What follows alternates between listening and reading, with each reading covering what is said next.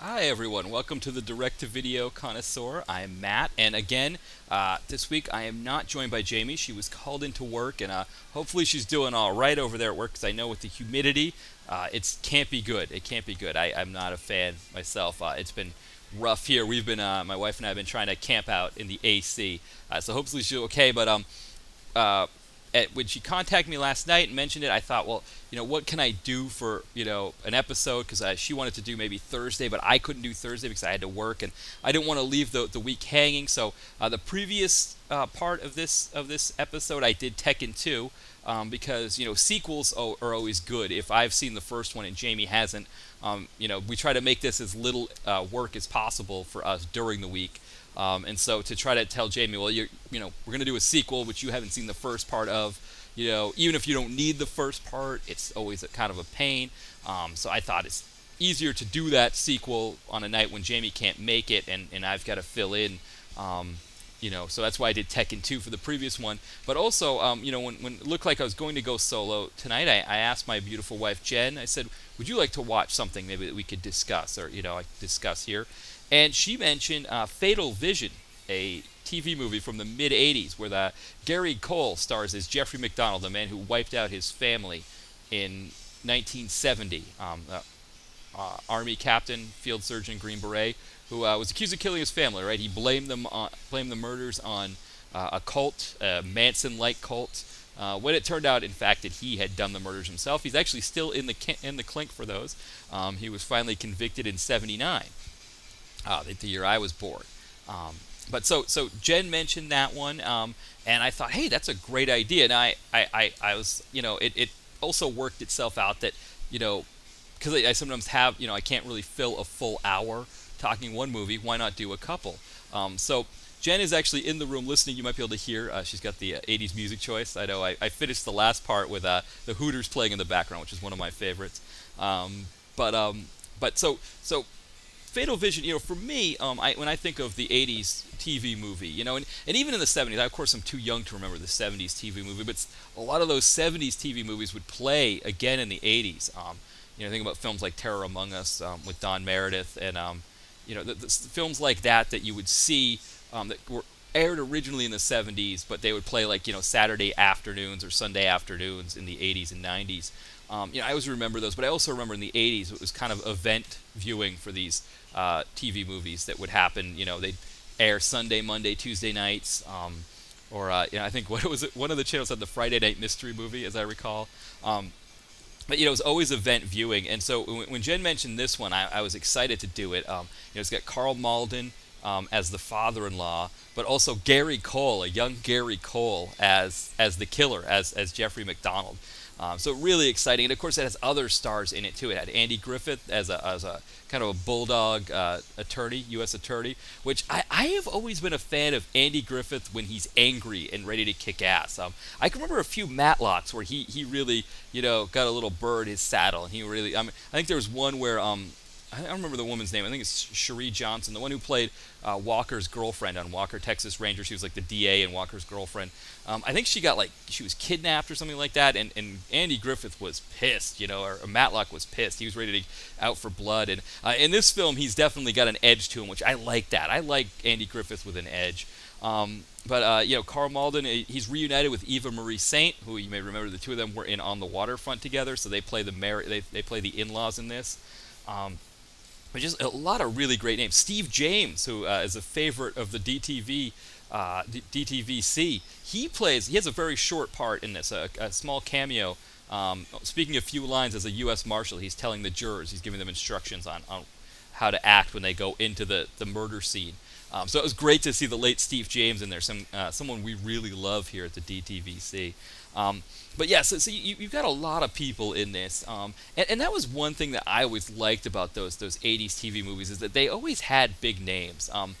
I would say Jen and I, it's probably like 6 or 7 months ago, Lifetime showed a film on Brittany Murphy's life, which I think the only name actress in it was Sherilyn Fenn, who played her mother. But the production value was low. It was, the acting was not very high quality. The script was bad. All of it was just low quality. And there was the Saved by the Bell TV movie that came out at around the same time that was also lackluster. And that seems to be what we look at TV movies now, right? We think of them as lackluster. We think of them as cheap. We think of them as mass produced. We think of them as the island for misfit soap actors or misfit whatever TV show TV actors, right? If the gig is up and they can't get any roles in TV anymore, they do a TV movie. And back then it wasn't like that, right? I mean, Karl Malden is somebody who won Oscars, someone who could still get work at that time and was still working. Andy Griffith, I don't know if he was doing, I don't think he was doing Matlock at that time, but still a name actor doing work. But these are some big names that you're seeing in these films. Also, the production values were higher back then. I mean, this film had plenty of cheese elements. It had some silly moments to it. And, Jen and I were able to crack jokes as we watched it, even though it is about a very serious subject matter. But it's still a fun time. But the quality of movies, of TV movies back then were higher. And we were trying to figure out what has caused the decline of that. And, we were thinking of a few things, like one, cable. We could always blame it on cable, except HBO seems to be doing really high-quality TV movies. They're still producing those high-quality TV movies. But, you think about cable, the Lifetime movie in general, they were really just spitting them out there. And, I mean, they were fun. How do you not love Mother May I Sleep with Danger? That was a great one. But I think that was a big part of it. And I think somehow, doing TV movies became a bad thing, right? And I don't know, maybe we're going to get back into that direction. Maybe we're going to start moving back into that direction where TV movies are good. But another thing we talked about too is that older actors like Karl Malden, they had a sense of work of acting that it was a job. It was what they did. It wasn't like an art form. And so they were going to work. They were going to do films. And so you could see them in TV movies and see them do a good job. I mean, Karl Malden is great here. So you have that part of it that you just don't get anymore. And so now it's like, and I mean, you could think of other things too. The early 90s, remember, had the all of those based on a true story movies that were, it wasn't so much true crime like this film. It was like, family gets stuck in a car in the snow, and how do they survive? Oh, it was it happened out in Nevada, so let's make a TV movie about it in 1992. I mean, I think that was part of it too. Is that in the early 90s, it was a combination of Lifetime and other channels too. I think USA was another one that produced some low quality TV films. But then also that the ideas for the films, they were kind of just pumping out whatever they could. I mean, this film here, this is a 3-hour job. You can find it on YouTube. And at the time when it aired in '84, it would have been a 2-night event. It would have been two-hour episodes. And so the first part of it really deals with the early part, like the crime, the suspicion of Gary Cole's character of Jeffrey McDonald, and how that plays out. Gary Cole looks like Ralphie from A Christmas Story. He's grown up. This is his first job. He's got these big glasses, but the face looks just like Ralphie, and so you're telling him the whole time not to get the BB gun because he's going to put his eye out. You're waiting to see if the other characters go around. His father, unfortunately, Gavin MacLeod, does not appear in the film. We just see his mother, so we're assuming that Gavin MacLeod's been out of the picture for a while. We also don't see any leg lamps or anything like that. So that's it. It's just the glasses. That's the only thing that reminds us that he was at one time Ralphie from A Christmas Story. And it seems like he turned out okay, after how he grew up in The Christmas Story. He's become a surgeon, a field surgeon in the Army. He was top of his class in Princeton. He was a Green Beret. So he's done all right. I guess the Green Beret, that started when he first got the BB gun. That's what got him into that. But so what you have here though is you get the crime, and it starts from the crime, and then we get flashbacks here and there. But it starts off with Karl Malden's character as the father-in-law vehemently defending his son-in-law when the needle first starts pointing in his direction as the culprit. But we kind of get the sense that that Gary Cole is not all right. But in this early part of the film, it's only like snippets because he really isn't Gary Cole. Like I said, he's really Ralphie from A Christmas Story. But at the hour and a half mark, when we move into the second part of this film, he becomes full-on Gary Cole. The hair is grown out a little bit, so he is definitely the boss on Office Space. You get the sense that he might be reading for the part of Mike Brady, but yeah, he's not very nice either. I mean, he has that Gary Cole sensibility to him, and it fits this character so well. I mean, as this killer, that just won't admit that obviously he's not going to admit that he killed, but also is really certain he's going to get away with it and sees no problem with what he's done. Sees nothing wrong that he's killed his family, and sees that as he should be able to get away with it. And once that transition occurs, and he becomes fully Gary Cole, the film, for me, takes on another level. And of course, at that part, that's when we get Andy Griffith in the film. He works really well. Mitchell Ryan is in the film as well, and I'm not sure if you know him as a character actor. He plays the coroner, the forensic guy who's uses all of the evidence. And there's one scene where he's in the room with Malden and Griffith, and the three of them together, it just exudes really great, elder statesman 80s power. I just really love seeing the three of those guys in the room together like that. You get a lot of moments like that, and I think there's something about all of that you would never see in a TV movie today. I was trying to think of the last really good TV movie that I saw. This one here, I think you can find it on VHS, but like I said, we found it on YouTube. Somebody uploaded the whole thing, and it was kind of cool the way they did it. They uploaded it with this little intro part that made it look like it was like a movie of the week kind of intro from that time period. So it really kind of brought me back the whole way, and I think for Janet did the same. And so that was part of it that we really enjoyed. But it's always fun to watch these. And now, of course, in the 80s we would just say, oh, he's that guy, or oh, who's that guy? Was he in that episode of Magnum, or was he in that that episode of Columbo? We don't always know who these guys are. Now we've got IMDb, so we're like going through it. Of course, like half of them don't have pictures, or some of them, their pictures are today, 30 years later, so they look a lot older. We don't recognize them. It's a lot of fun to be able to watch a film like this and do that with it.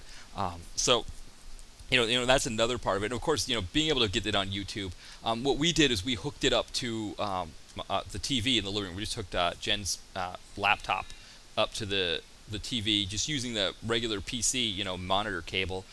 Now one problem that you get with that is that on a full screen, flat screen TV, because you're talking about VHS that's been ripped to a computer and then uploaded. It does look a little smushed, a little pixelated. It's not always clear, and so that can be tough on the eyes. I know for me, 3 hours. This is a 3-hour film. That part can be, because it is a little cloudy. The film just looks cloudy, and there are parts where it looks cloudy, and then it comes into focus. People, they come and go at times. That part of it is a little bit tougher. It's one of those areas where seeing it on VHS, would help out better. Though you never know if the VHS copy you had. I know in Jen's case, she said that her mom had taped it off a TV. She doesn't have that tape anymore, but they waited for it to come on again because they both enjoyed it so much when it aired the first time that she had it on VHS. I know for me, I have tons of movies. I think we all taped so many. But in her case, she said they used the SP setting as opposed to the SLP, which is so it was on 2 tapes, and so they switched the tapes over, which is great. Now, of course, this YouTube one is all on one tape. It's all one thing. There's no separation. Occasionally, you'll see the tracking come through, which I know for some people, nostalgists, they love seeing that kind of thing. Which is cool. I mean, I kind of like that too. But I think overall, it would be would be nice to see more of these get released on DVD. Maybe like a set of them. I can think of a few others off the top of my head that I would really like. There was, I think it was Murder in a Small Town, where Brian Dennehy plays John Wayne Gacy. Still, for me, the scariest movie I've ever seen. Seeing him as John, I mean, that just, you know how some people have this like fetish, or I don't say fetish, but a fascination with serial killers? I had just the opposite after seeing that. I did not find serial killers to be that cool at all after seeing that film. I found them to be completely scary. Now, that might also have to do with the fact that when I was really young, Ted Bundy was executed, so I remember that was all over the news. But I think Dennehy did it for me. And so, I mean, that was another great one. And, Dennehy was another great actor who did a lot of TV movies back then, and could really bring it in those roles. So, those are definites for me. Like, I could think of a few others, but those two right away. This one, I hadn't really even heard of this one until Jen brought it up, but it's just fantastic, the cast that's in it and the production values. But again, it has its silly elements, its cheese elements. The music is funny throughout. It's kind of just like a synthesizer. It sounds like an 80s, like, maybe not horror film, but more like maybe like a 70s sci-fi film. It's like these kind of sounds that when bad things happen. And then, of course, the end when Gary Cole, Jeffrey McDonald gets the verdict. They kind of do like that thing where they just like instead of panning into his face, it's like different cuts, where one cut we just keep getting closer and closer to him. And of course, when we get to the very end, we get to see the makeup that was done to make bags under his eyes to make him older, because he ages 9 years. I want to say he must have been in his 20s at that time, late 20s. I think he was 29 when he made the film, so he's younger. Not who we know now, right? The Gary Cole from Office Space, and of course as Mike Brady that we're familiar with now. But at that time, he was just he was younger and he was just starting out. But I mean, you think about a Gary Cole, someone who's born in the 50s. A lot of that would seem to be like the last decade where you had really good character actors born who, you could really hang a film on like this, that you could. They would come in and do a really great job. Now it seems to be like there's this idea that being a character actor is not good work, and so you don't see as many really great ones as you did back then. I mean, this film is chock full of great ones. Guys that you just go up and down the list that are just like, oh, they did that Matlock episode 2 years later, or they did that Magnum episode the year before, or they were on a Rockford episode in the 70s. You can just spot them the whole time, and every one of them turns in a really good performance, a really professional performance. And then, of course, you have Karl Malden and Eva Marie Saint, who have been in some of the best films ever. On the Waterfront it comes to mind right away. Eva Marie Saint was in North by Northwest. Karl Malden, he did Streetcar Named Desire. The two of them did plenty of great ones, and of course Karl Malden was known for his American Express commercials at that time too. So he was out there making a buck. But the two of them are great. Karl Malden's great as the obsessed father-in-law who realizes that he was backing the wrong horse, right? That in fact Gary Cole did kill his daughter and 2 granddaughters. And so once he starts to realize that, now he turns tide. And then Eva Marie Saint as the mother, right, who is no longer a mother or grandmother, right, because she's lost all of those, who really has nothing at this point, because at least Karl Malden has the obsession with trying to find, to to bag Gary Cole. So all she can do is bake, and she's trying to find a sense of normalcy. She's like, well, how, are we going to move on at some point? But then she realizes, well, no, if we know who the killer is, we can go for it. And so you get that interplay between the two of them, and they really do a great job with it. And again, it's really professional. I think it helps us as the people watching it, that we can have fun with this film. It's not the greatest thing ever, but if we know the actors are trying, if we know the people who made it didn't want it to look cheap, there are definitely a lot of anachronisms in it. There are a lot of Gary Cole. A lot of times for 1976 looks a lot more like 1984. I can think of a few polos that he was wearing that my mom purchased for me. That there are pictures of me in kindergarten wearing the same polo. So and Jen picked up on a few things herself. She's like, oh, I think I remember that shirt in the 80s as well. But she also picked up on a lot of design features that I even couldn't pick up on. Like this living room looks very 80s, not 70s at all. So you see a lot of those things in it. But when the rest of it is good, when the rest of it is professional and it's competent, you can have fun with the other parts and not feel like you're not riveted, you're not tuned into this, and I think that was the most important thing for the two of us, for me, and I think Jen knew I was going to like this one because of the names that were in it, but also I think there is something about that 80s, 70s and 80s made for TV movie that I think back then it wasn't, made for TV was not an epithet, right? It wasn't a horrible thing to label something made for TV. Whereas now we hear made for TV, and again we think the land of misfit actors, right? Where we think of Hallmark Channel Christmas in July, right? Or whatever Lifetime Movie Network has on, which those movies are fun too, right? We enjoy them too. I love Mother May I Sleep with Danger, but I think it's made the whole thing a little crasser than it was back then. These films back then were not crass. They were higher quality, and they were on some levels they were appointment viewing. I think a movie like this would have been appointment viewing with the names involved. Karl Malden, Andy Griffith. You would have set aside the time to watch this right when it happened. Again, of course, there was no Netflix back then. There was no Hulu, no Amazon. So for Jen and her mother, you watch it the first time and you really enjoy it, but you can't just watch it again. You've got to record it. And if you're the person who missed it and everybody else is talking about it and you missed it, you can't just go home and pull it up on Netflix. You've got to wait for it to come around again to see it. So it's a different vibe, and of course now, again, we've got this instant access. We can just pull it up on YouTube and watch it, which is great for us too. But it's nice to watch something like this and get taken back to that time when there was appointment viewing, when there wasn't on demand, when there wasn't Netflix, and how a movie did it had to have more to it, because there wasn't, I don't know, you couldn't do a Sharknado thing and get like some sort of Twitter buzz, right? There wasn't that. And for the Sci-Fi Channel, when they do something crass like Sharknado and they get the Twitter buzz, they know they're going to have replays, because what else is Sci-Fi going to show? They're going to show reruns of Battlestar Galactica, or show that reality show where people make up each other's faces. They're going to show more monster movies that they have, more mega octopus, whatever the Asylum gave them. Of course, they've got plenty of time to replay Sharknado 4 or 5 more times over the next few weeks. So people, after the initial buzz, they can go and catch it again.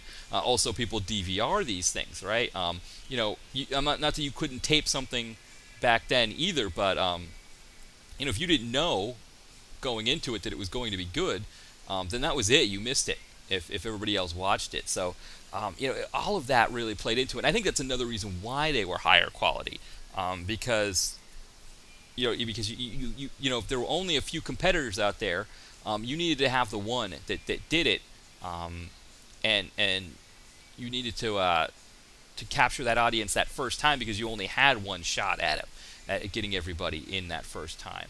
Now there is the secondary market. There is this ability to have people pick it up on Netflix and watch it on demand. or DVR it. And so I think that's another part of these that makes them higher qualities, that they had to be more so back then than they do today. They couldn't get away with that. So I think these kind of films, this is one that I would definitely recommend. Now again, it is 3 hours, but if you've got for us it's a very simple thing. We just have the laptop, and with our our flat screen, we have a very simple flat screen. We just bought it a couple of years ago, but we can just use the monitor cable and hook the monitor directly up to the TV, and then you have the speakers. You have to hook up speakers to your computer to play it. But that's a very simple one. I know people have even more complicated hookups where they use HDMI cables. So if you've got that ability, chances are you're probably more tech savvy than I am. So chances are you probably know better how to do this than Jen and I do. We just have a very simple setup where we just hook everything up and watch it as best we can. But it works for us, and we get the full satisfaction out of it. So, you can find this one on YouTube. Just type in Fatal Vision. Maybe you want to add Gary Cole's name or Karl Malden's name to it. But it's right there. It's 3 hours, all in one part. It's all one video, so you don't have to cut it up. One of the luxuries that you have, of course, when you first watched it, you had to do it over 2 nights, and you had commercials. But here, all you got to do is hit the space bar and pause it, and you can hit the can, do whatever you've got to do. So you don't have to take all the 3 hours in at once. But Jen and I did today. We watched the whole thing, and it wasn't too bad. It didn't feel like a lot. It works because you have so many actors that are great. The story is compelling. It is, it's one of those true crime stories that works. And so all of that together makes this a fun watch. So it's definitely worth checking out. And I would definitely go looking for this one on YouTube. Fatal Vision. Right. So before I wrap up here, of course, Jamie unfortunately isn't here tonight to tell us what she's got going on. But for me, I did finally get a blog post up last week. Legendary, with Scott Adkins and Dolph Lundgren. I think I had it as perhaps the biggest sauteed in wrong sauce fest ever. It is as sauteed in wrong sauce as a film we've ever done at the DTVC. Also, the podcast that Jamie and I did, I don't remember what number episode it is off the top of my head, but if you go to the archive page, so if you go to mattmovieguy.com, the DTVC archive page is right there, and you can get any of them that you need, including that one, Legendary. So you can listen to what Jamie and I thought about it, and then also check out the blog. Also, the blog post has the link to the podcast. You can just right-click on that. I think it'll say here, right-click here, and click Save Link As, and you can get it right from the blog post. As far as me keeping up this momentum, I'd like to. Jamie and I, we had that streak of about 4 or 5 good films in a row there. And in that streak, and even just before it, there's been some really great films that we've watched recently. Wolf Cop comes to mind. Zombievers was a really fantastic one. Films that I would really like to get the word out on. So films that really deserve a review. So hopefully I can keep at it, keep working on those, and keep generating new content for the blog as well. But even then, we're still going to keep the podcast going. So hopefully we'll keep going with those and keep episodes coming for you. So thank you all for listening, and I hope you have a great night and a great week, and we'll catch up with you next week. All right, goodbye, everyone.